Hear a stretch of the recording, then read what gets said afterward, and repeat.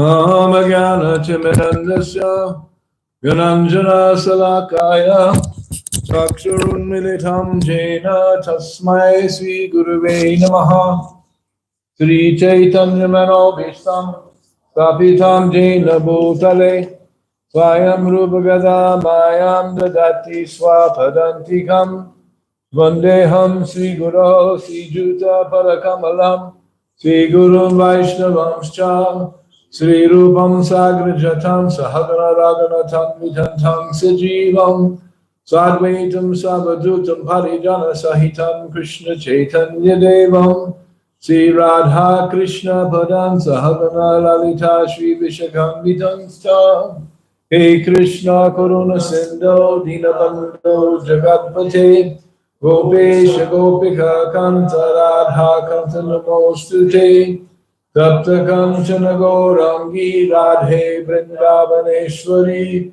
Vrishabhanu Sute Devi Pranamami Hari Priye Manchakapa Chubascha Kripa Sindhu Gevacha Patitanam Bhavanebhyo Vaishnavebhyo Namo Namaha Jaya Sri Krishna Chaitanya Prabhu Nityananda Sri Advaita Gadadhara Sivasadi Gaura Bhakta Vrinda Hare Krishna Krishna Krishna Hare Hare Hare Rama Rama Rama Hare Hare Om Namo Bhagavate Vasudevaya Om Namo Bhagavate Vasudevaya Om Namo Bhagavate Vasudevaya Narayanam Namaskritya Naramacheva Narottamam Devim Saraswatim Vyasam Tato Jayamudidayet Nasta Presho Badresho Vidyam Bhagavat Shevaya Bhagavat Yuttama Shloke Bhakti Bhavati Naistaki. Today, Thursday, September 5th, 2024, we are reading from Srimad Bhagavatam, Canto 4, Creation of the Fourth Order, Chapter 24, Chanting the Song sung by Lord Shiva. Text number 28. Yat param brahasa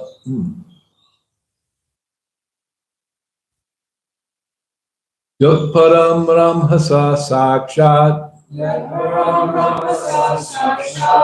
Trigonaja jiva samgitat Bhagavantam Vasudevam Prapanasa priyo hime Yat param brahmasa sakshat Trigunaja jiva samgitat Bhagavantam Vasudevam Prapanasa priyo hime Yat param brahmasa sakshat Trigunaja jiva samgitat Bhagavantam Vasudevam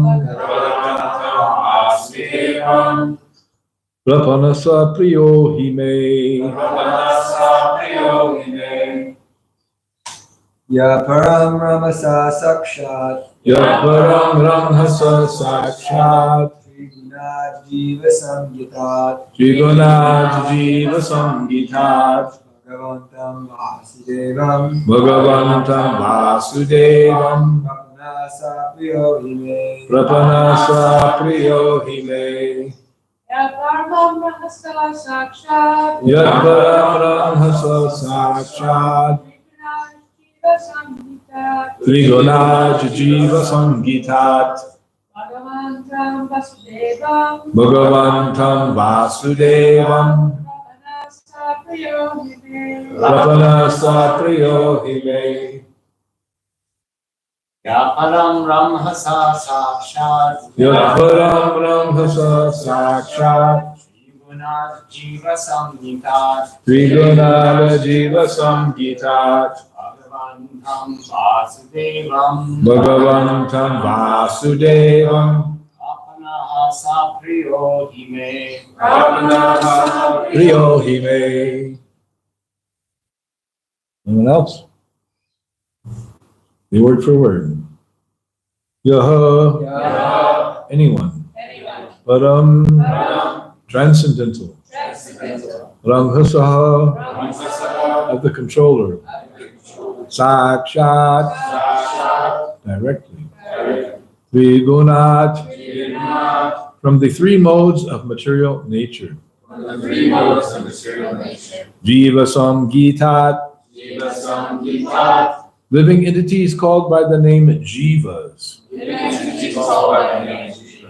Bhagavantam. Unto the Supreme Personality of Godhead.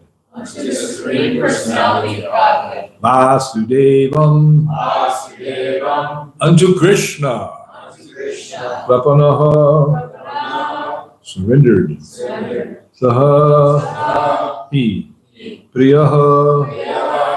Very dear. He. Undoubtedly. May. Of me. Translation by His Divine Grace, Srila Prabhupada. Lord Shiva continued, any person who is surrendered to the Supreme Personality of Godhead, Krishna, the controller of everything, material nature as well as the living entity, is actually very dear to me. Please repeat. Lord Shiva continued. Any person who is surrendered to the Supreme Personality of Godhead, Krishna, the controller of everything, material nature as well as the living entity, is actually very dear to me. Purport by His Divine Grace, Srila Prabhupada. And this is a real potent, powerful, and detailed purport. Now, Lord Shiva explains the reason he has personally come before the princes. It is because all the princes are devotees of Lord Krishna. As stated in Bhagavad Gita 7:19, Bahunam janmanam ante gilabanamam prapadyate vasudheva sarvam iti samahatma sudurlavaha. After many births and deaths, he who is actually in knowledge surrenders unto me, knowing me to be the cause of all causes, and all that is. Such a great soul is very rare. Lord Shiva is rarely seen by common men, and similarly, a person who is fully surrendered unto Vasudeva Krishna is also very rarely seen, because a person who is fully surrendered unto the Supreme Lord is very rare. Samahatma sudurlabha.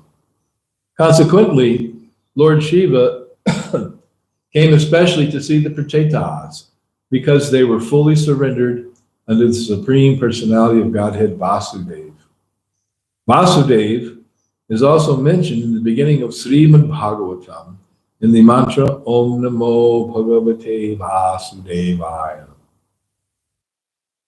which we chant before every Bhagavatam class, following in the footsteps of Srila Prabhupada.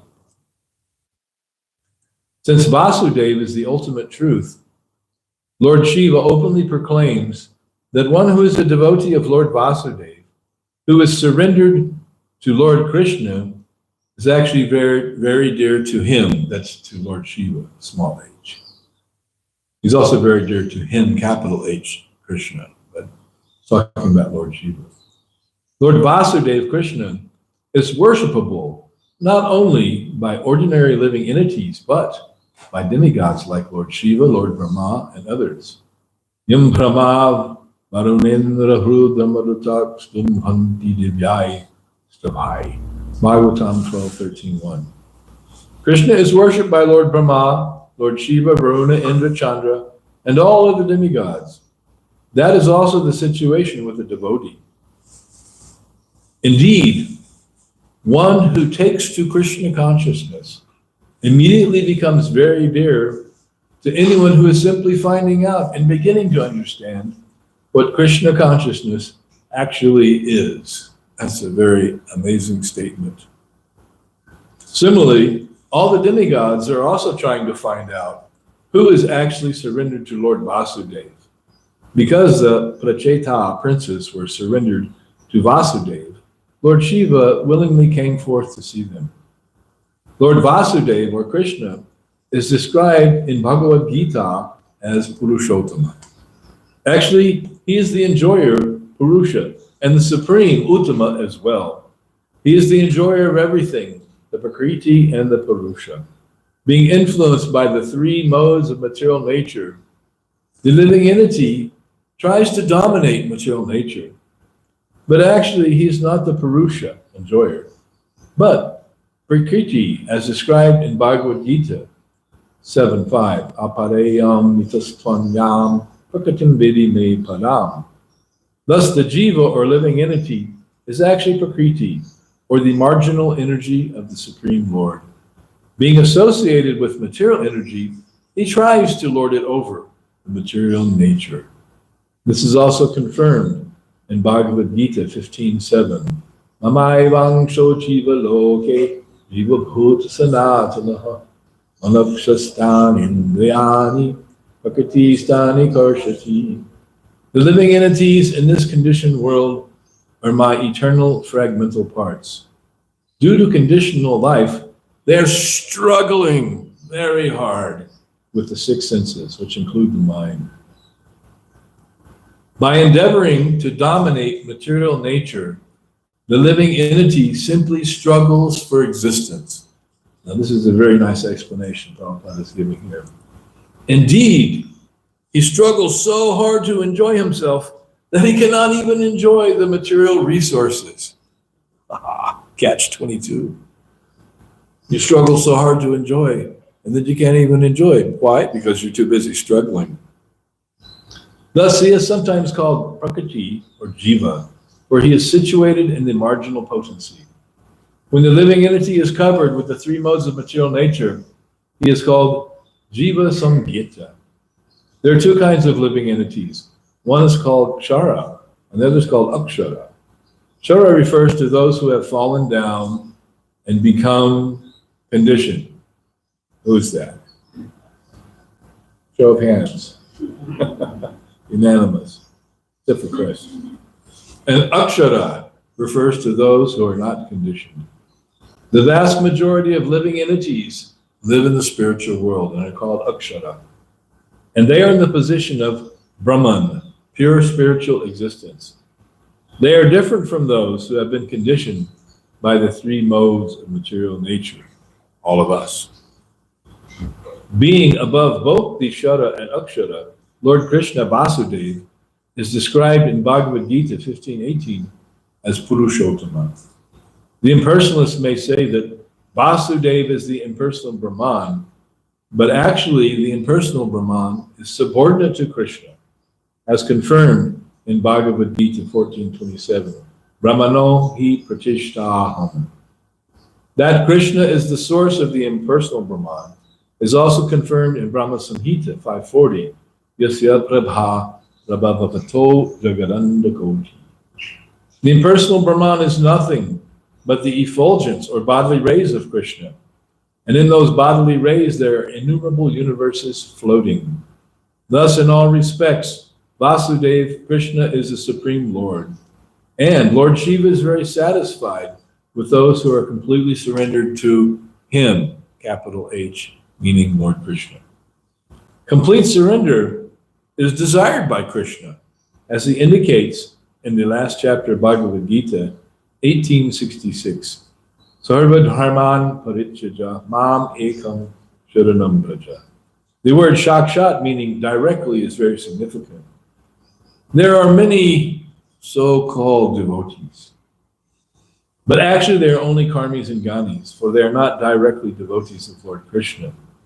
The karmis sometimes offer the results of their activities to Lord Vasudeva, and this offering is called kamarpanam. These are considered to be fruitive activities, for the karmis consider Lord Vishnu to be one of the demigods, like Lord Shiva and Lord Brahma. But it is a defense in the matter of chanting Hare Krishna to consider the demigods like Lord Shiva and Lord Brahma to be equal to or independent of Lord Vishnu. That's what they think. Because they consider Lord Vishnu to be on the same level with the demigods, they contend that surrendering to the demigods is as good as surrendering unto Vasudeva. This contention is denied herein, because if it were true, Lord Shiva would have said that surrender unto him, Lord Vasudeva, Vishnu, or Brahma, is the same. However, Lord Shiva does not say this, because he himself surrenders unto Vasudeva, and whoever else surrenders unto Vasudeva is very, very dear to him, small h, meaning Lord Shiva. This is expressed herein openly. The conclusion is that a devotee of Lord Shiva is not dear to Lord Shiva. Ah, rats. If you wanted to be a devotee of Lord Shiva, become dear to him, you don't. You're not dear to him unless you're a devotee of Krishna. Ah, then you're very dear to him. But a devotee of Lord Krishna is very dear to Lord Shiva. Yeah, what an amazing purport. Yat padam rankasa sakshat trigunaj jiva samgitat bhagavantam vasudevam tatanasa priyo hime. Lord Shiva continued, any person who is surrendered to the Supreme Personality of Godhead Krishna, the controller of everything, material nature as well as the living entity, is actually very dear to me. Mukam karoti vachalam angam lagayate girim rajat kripa tamaham vande vigurum dinatarinum. Such a wonderful purport, replete with many references to Bhagavad Gita and one to Srimad Samhita. So, how does Prabhupada write a purport like this? How does Prabhupada write these books? How does he write the purports? What is the method? Not only has he translated the Sanskrit to English, unlocking the door to Vedic knowledge for people who speak English and not any other language, or who speak English in many other languages, as in some cases. So that is wonderful, but then he gives these amazing insights into the nature of the subject matter of Srimad Bhagavatam, and indeed, like this purport is an exposition of the entire philosophy of Krishna consciousness, summarized in a few paragraphs. How does he do that? What did he do? How did he do that? Well, it's very interesting. There are many commentators on Srimad Bhagavatam. Srila Prabhupada is not the first. He looms large as the most important commentator, however, because he has rendered it into English for the whole world, thus revealing the mysteries of Krishna consciousness. And there are devotees who have learned English just to read Prabhupada's books in English because they were composed in English rather than a translation, just so they could understand Srila Prabhupada more directly.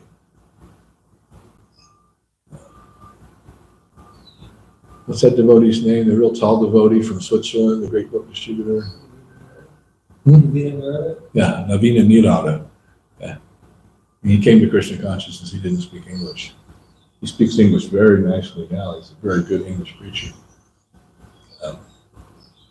But he wanted to read Prabhupada's books in English. So he learned English. He became expert, not by going to school, but by reading Prabhupada's books, actually. And he's a very empowered preacher of Krishna consciousness, as well as a very tall fellow. So that is one example I know because I've spoken with him about this. So Srila Prabhupada, he translated the Sanskrit to English, first of all giving the word by word meanings, and then rendering his translation. And the translations that he gives are not exactly word by word translations as some scholarly translations are. That's one method, the scholarly method. Render it word by word. But Prabhupada he renders the Sanskrit poetry into English in such a way that he reveals the heart of the translation. And so he said there were two methods for translating. One would be the scholarly method, and one would be the bhava method. And the bhava method is whereby you take the heart of the meaning and render it in a nice way to elucidate the full understanding. And that was Srila Prabhupada's preferred method, actually. And we see that sometimes. If you look at the word for word, and then you read the translation, it's not exactly based on the word by word.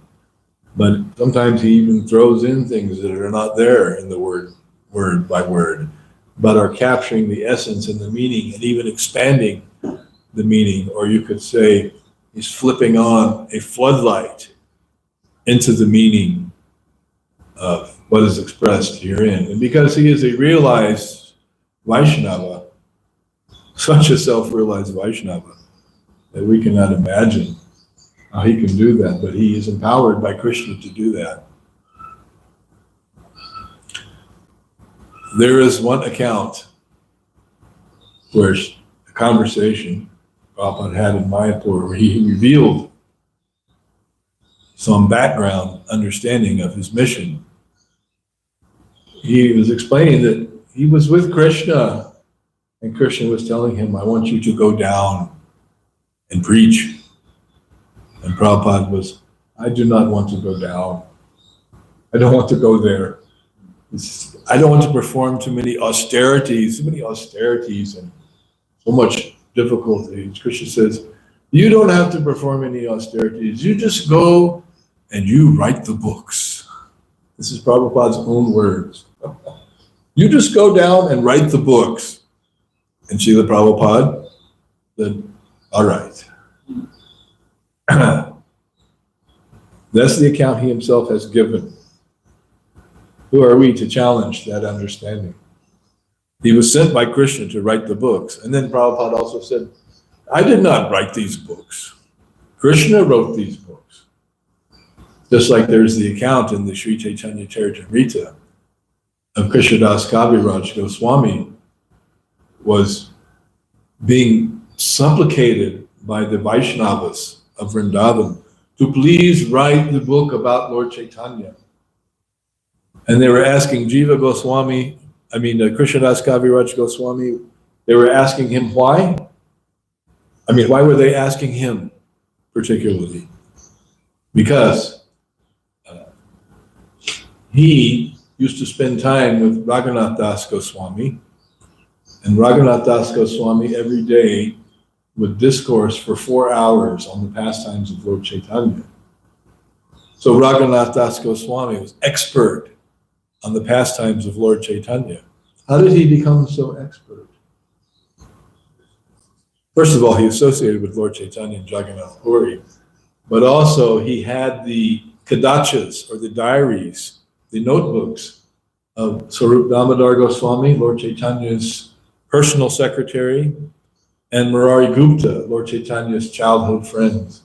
So not only was Das Goswami witness to the pastimes of Lord Chaitanya, but he had the accounts of his close associates.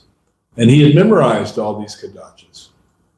And not only that, but he had revelation from within and realization of everything. So he was the expert par excellence on the pastimes of Lord Chaitanya Mahaprabhu.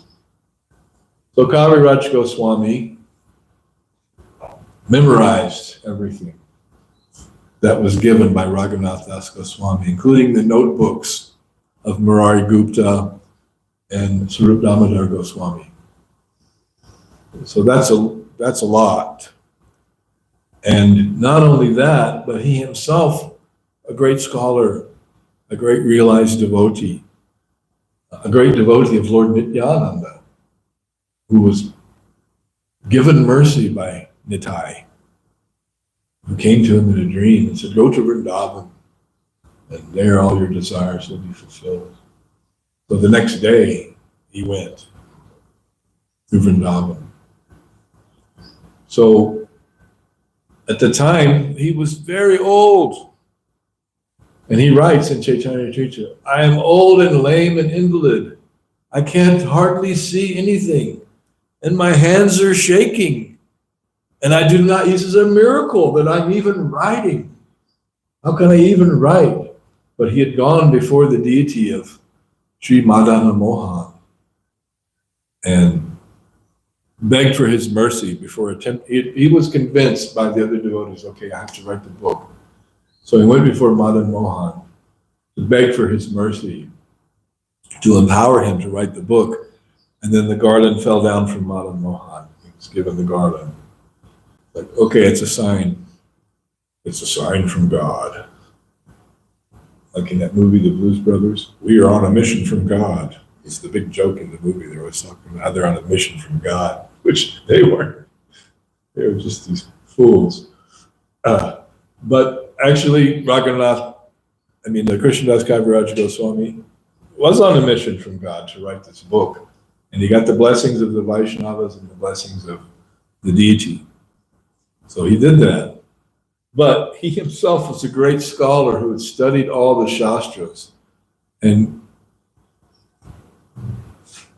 it's clear from reading Chaitanya Charitamrita, because it's extremely scholarly work, and all the important verses from the Vedic literatures that you need to know are in the Chaitanya Charitamrita, including references to Bhagavatam and Bhagavad Gita. It's all there. Brahma Samhita, he quotes, like Prabhupada quoted Brahma Samhita in today's verse. So that's how he wrote his book, Chaitanya Charitamrita. Now, Srila Prabhupada, as it turns out, and is evidenced by his books, is a great scholar. He would always say that I'm not a great scholar or a learned person. Krishna has just told me to write these books. But actually, he's a very great scholar, a great Vedic scholar, who obviously spent many hours studying the books of Bhaktisiddhanta Saraswati. He read Nectar of Devotion, studied it extensively. He studied the Bhagavatam. He studied the Gita, and he translated Gita and Bhagavatam and Nectar of Devotion. So specifically in the case of Srimad Bhagavatam, he studied the commentaries of the previous acharyas. And according to what I've been able to research from this, in this matter, he had a book of the commentaries on Srimad Bhagavatam of 11 principal acharyas. There are actually many commentaries on the Bhagavatam. There are actually 90 commentaries on Srimad Bhagavatam, but not all of them are Vaishnava commentaries, although Srimad Bhagavatam is the book of the Vaishnavas. It's the most important book of the Vaishnavas. The Amala Purana, the topmost of all the Puranas, the ripened fruit of the Vedic desire tree, the cream of the Vedas, which has risen to the top. So some of these commentators include Sridhar Swami, who is actually a sannyasi in the Shankar Sampradaya, the Mayavadi Shankar Sampradaya. Not only was he that, he was the Mahant of the Govardhan Monastery, which is one of the 4 principal monasteries that Shankaracharya established.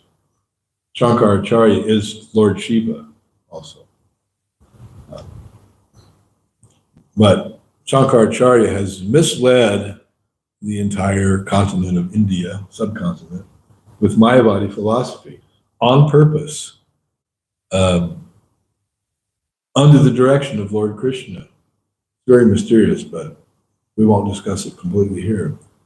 So Sridhar Swami's, although ostensibly, who is this Mayavadi writing a commentary on the Srimad Bhagavatam? Actually, he was a great Vaishnava sannyasi. But he appeared to be a Shankarat Mayavadi. But he had a mission in mind to explain Srimad Bhagavatam based on his authority as a great Mayavadi leader in Vaishnava terms and defeat the Mayavadi philosophy, which he did in his commentary. Therefore, he is held in great reverence by the Vaishnava community, including Sri Chaitanya Mahaprabhu himself. Vallabhacharya came to Chaitanya Mahaprabhu and says, I have written a commentary on Bhagavatam, and it has surpassed the commentary of Sridhar Swami. And Chaitanya Mahaprabhu ignored him and would not hear it. And Vallabha was all blown out by this. He couldn't understand it. And then finally, Chaitanya Mahaprabhu told him, he says, he said, you're like a prostitute who just go anywhere and everywhere because you think that you are better than Sridhar Swami. But Sridhar Swami is the Adi commentator, the original commentator of the Bhagavatam. And so we worship his commentary, and none can surpass him. So it's not that you can't write a commentary, but you cannot think that you have surpassed Sridhar Swami. So he pointed out his defect of pride in this matter. And that incident has become somewhat controversial between the Vallabha Sampradaya. He founded his own branch of what Sampradaya is the Vallabha Sampradaya? Pushti Marg. This is the Vishnu Swami Sampradaya. Actually, Sridhar Swami was in the Vishnu Swami Sampradaya. And so he is like a very important person to us, Sridhar Swami, although he is the Mahant of the Govardhan Mayavadi Monastery. He's very tricky because although he's supposed to be a Mayavadi, his commentary is pure Vaishnava. Yeah. So some of the other commentators include Vamshidhara in the 19th century, Ganga Sahaya, Viragava Acharya, Vijayadwaj Tirtha, Jiva Goswami, who was the nephew of Rupa and Sanatana Goswamis, one of the 6 Goswamis, and the great Acharya and great philosopher. Prabhupada said he's the greatest philosopher who ever lived. Speaking of Jiva Goswami, and he wrote in the Chaitanya Charitamrita, there's an account of the books of Rupa Goswami. In the total, Rupa Goswami's books come to 100,000 shlokas. So that's a lot. The Mahabharata is 100,000 shlokas. The Srimad Bhagavatam is 18,000 shlokas, just to give you some perspective. So 100,000 shlokas, the Mahabharata, it's big. It's a vast epic, far outstripping in length other epics like the Iliad and the Odyssey. Even those two combined don't come to the length, breadth, and depth of the Mahabharata. So Jiva Goswami lived from 1513 to 1598. And then there was another great Vaishnavacharya in the 17th century, Vishwanath Chakravarti Thakur, who wrote his commentary on the Bhagavatam. And he was Bengali, he was from the Nadia district, and he was fifth in the line coming from Narottam Das Thakur. And he's the author of many books. And he is also the author of the Guru Vastakam that we sing every morning. And this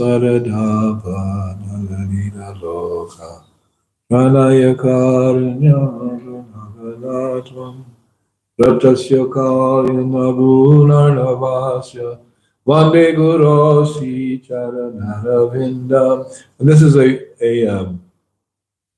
very famous work indeed. So Srila Prabhupada had a book of the verses of the Bhagavatam in Sanskrit, and then the commentaries of the Acharyas, mostly in Sanskrit, some in Bengali.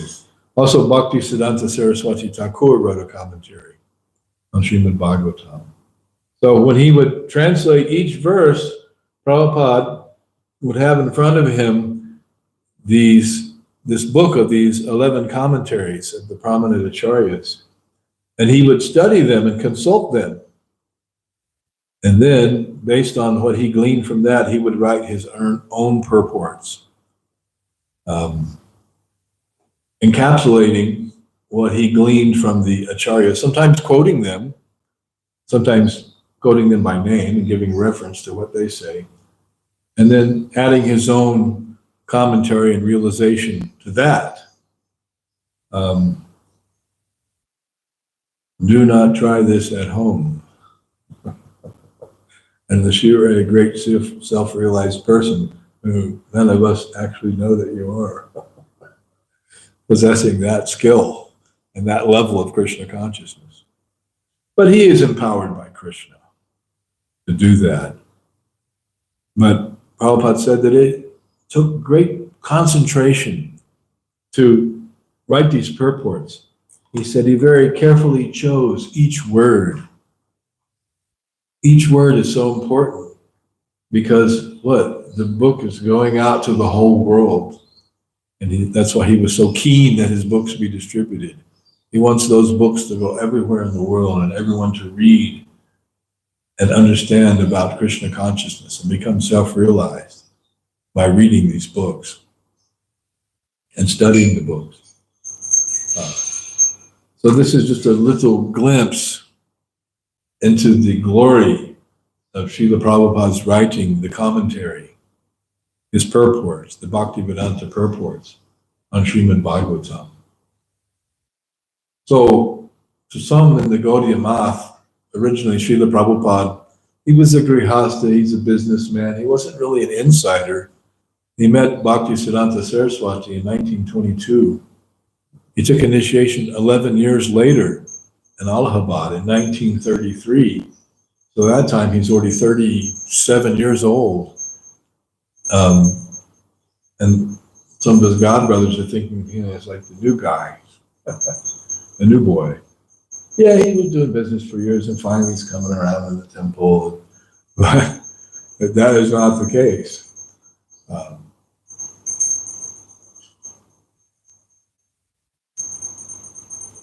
So, before I go on to some of these items that are in the purport, there's a few that are notable, particularly the verses that Srila Prabhupada has quoted. And he has given us a very nice explanation of who and what and why we are as conditioned souls, struggling to enjoy the material world, as if we were the Purusha. But we are not the Purusha, we are the Prakriti. Constitutionally, we are not the enjoyers of the material energy. It's just that we foolishly, under the sway of Maya, under the power of illusion, we think, yes, this material energy is meant for my enjoyment. I'm the enjoyer. And let me figure out a scheme, a plan, a way of life to fulfill my plans of enjoyment. But actually, all we're doing in that futile hope of enjoying is struggling. And Prabhupada very nicely illuminates that struggle. We're struggling so hard that the enjoyment just vanishes. It's not even there. It's the will of the wisp. All we're doing is struggling and suffering. Life's a bitch and then you die, as they say. It's fact. You're kicked by the material energy, and then you're forced to leave the body and go on, take another body due to the results of your activities. I mean, what kind of fun is that? What kind of happiness is that?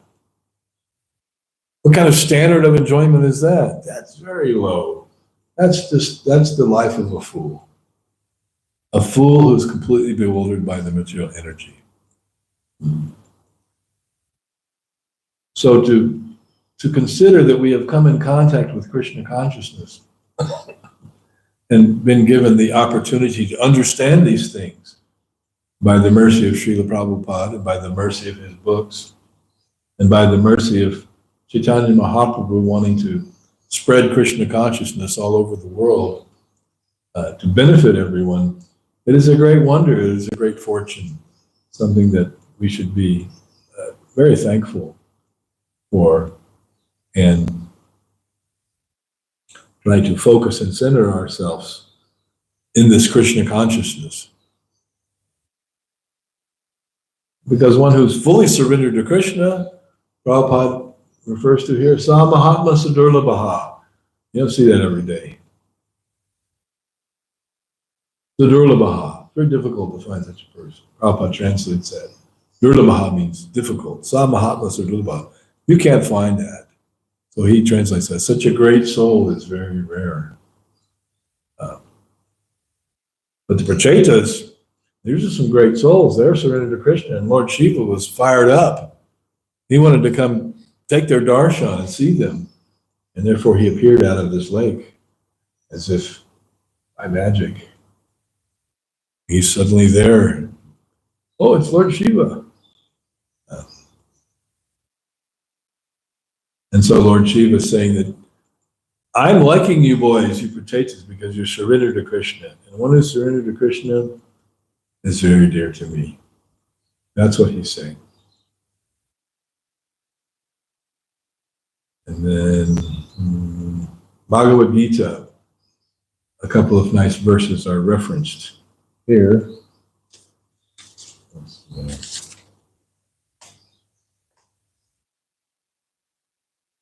From the 7th chapter, Aparayami Tastanyam Prakritim Vidi Me Param Jiva Bhuta Mahabaho Yayedam Dharyate Jagat. That this, beyond this is 7.5, and 7.4, Krishna says, Bhumira Palamalovayu, he lists the elements, the constituents of material energy. And he claims that these are my energies, my separated material energies. But beyond this, Aparayami Tastvanyam, there is another energy, Jiva Bhuta Mahabaho, the living entities, Almighty Arjuna. Mahabahu means powerful, strong-armed man, strong guy, Arjuna. Mahabahu, big arms. The greatest Kshatriya who ever lived, greatest bowman. And he wasn't pumping iron at the gym either. He was just naturally endowed with that opulence. Being an associate of Krishna, he was empowered as a great Kshatriya. And the Yedam Dharyate Jagat, the whole world is going on because these living entities are struggling so hard.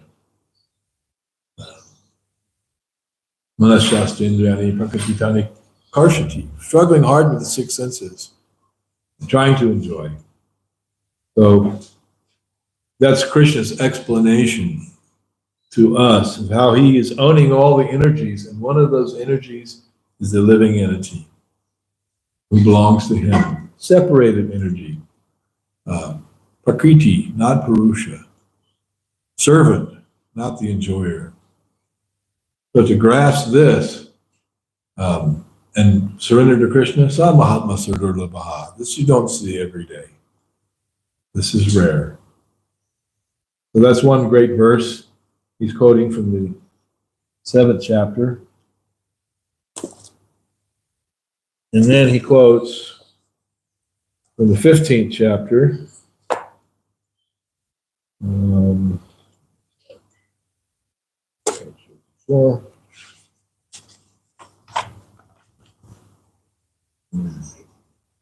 Yasmat sharam atitoham akshara pichotamaha atoshmi loke vedecha pratita purushotamaha. He's explaining that because I am transcendental beyond both the fallible and the infallible, and because I am the greatest, not Muhammad Ali, that's who used to say, I am the greatest. He was the great fighter, a great strong man, very famous, extremely famous, known all over the world. But then he became old and he got Parkinson's, and he wasn't the greatest anymore. Actually, he was still the greatest fool. That's the greatest fool, because he thought he was the greatest, but he wasn't. He's just a tiny living entity. So in the verse, a couple verses before, Krishna explains there are fallible and infallible living beings. The fallible are the conditioned souls, ourselves. Prabhupada refers to that in the purport. Ukshara and Akshara, which is from the 16th verse of the 15th chapter. And then what he says, but I am the greatest. But when Krishna says I am the greatest, it's not bluff or braggarty or, being puffed up. No, it's fact. He's God, he is the greatest. I am celebrated both in the world and in the Vedas as that supreme person. So that's from the 15th chapter. And then in the 14th chapter,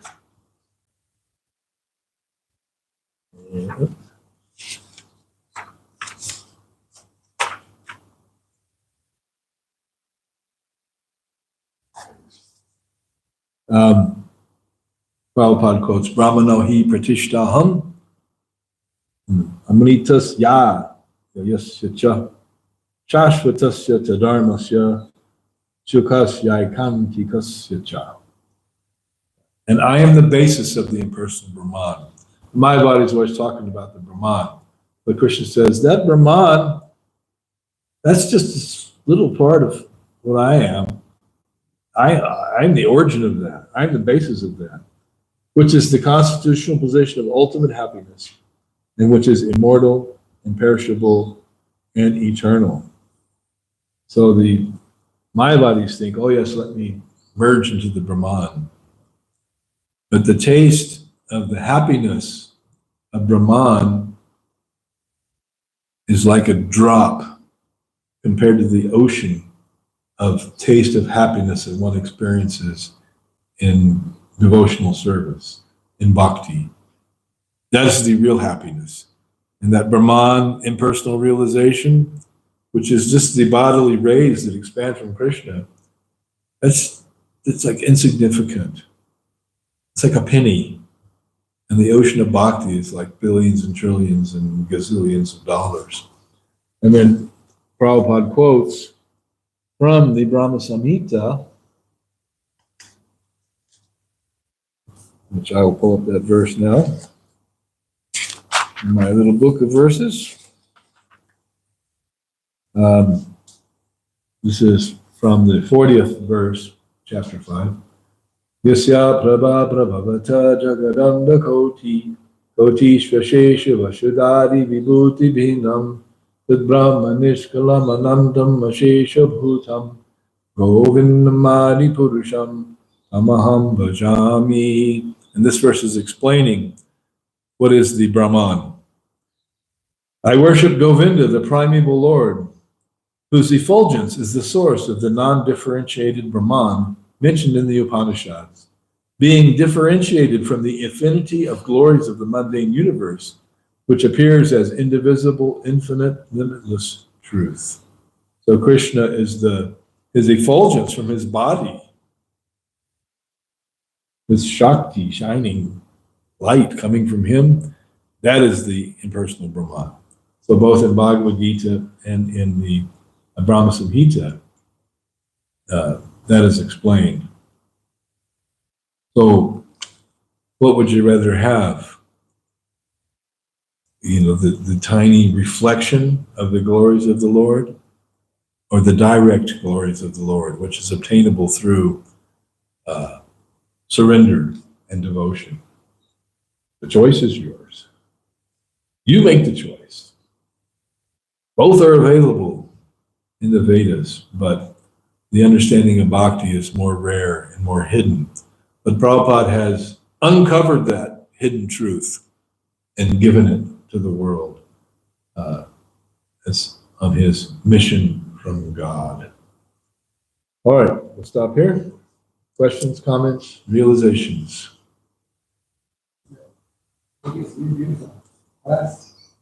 Question about Acharya. Yeah. That's a beautiful pastime, that pastime. He wrote a commentary on Bhagavatam. And yeah, he wrote a commentary, and he was also asking for some, he approached Rupa and Sanatan for some, corrections, and he corrected theirs, and then Jiva Goswami went and corrected him, and Sanatan were upset. So there's some, I've heard in the purports, but it's not so clear, there's some disagreement between the Vallabha Sampradaya and the Gaudiya Sampradaya. And there's a lot of Vallabha followers in Vrindavan, like the Lucky Hari Temple is. Yeah, the Gujaratis. They all follow Vallabha. They don't all, but he's a big acharya amongst the Gujaratis, the Pushti Marg of all of acharya. They don't accept Lord Chaitanya as God. Well, some of them do now. Due to the preaching of ISKCON, and also some of the South Indian Sampradaya followers of Ramanuja especially. Now they understand who is Lord Chaitanya because of ISKCON. Before they didn't know. That's the preaching of Srila Prabhupada is very potent and expansive. But the Pushti Marg is very nice. They are the ones who run the temple of Srinathji in Nathdwar, which is actually right on the border of like Gujarat and Rajasthan. Have you been to Srinathji? Yes, you have been. She knows. And their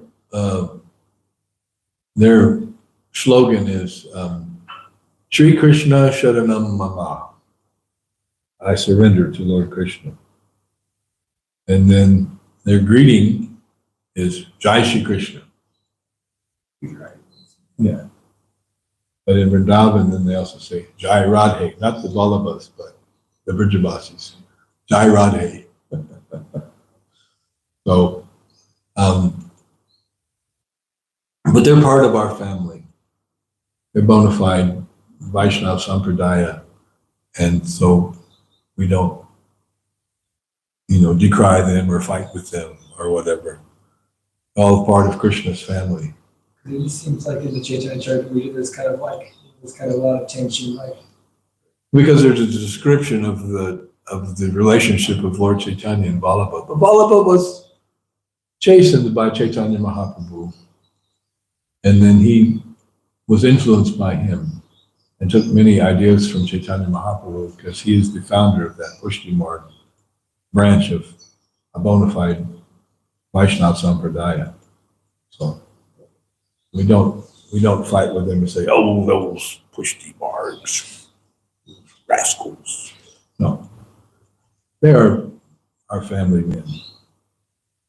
So we give them nothing but love and respect and prashadam. In most ISKCON temples, there are large Gujarati components, and they're amongst the best devotees of Krishna. And many of them are coming from Vallabha Sampradaya to ISKCON as well. But we love our Gujaratis. I've taken prasadam at many Gujarati houses. It is a wonder to behold. All right, anyone else? Okay, just in time. We'll now stop here. Srila Prabhupada ki jai. Srimad Bhagavatam ki jai. Right.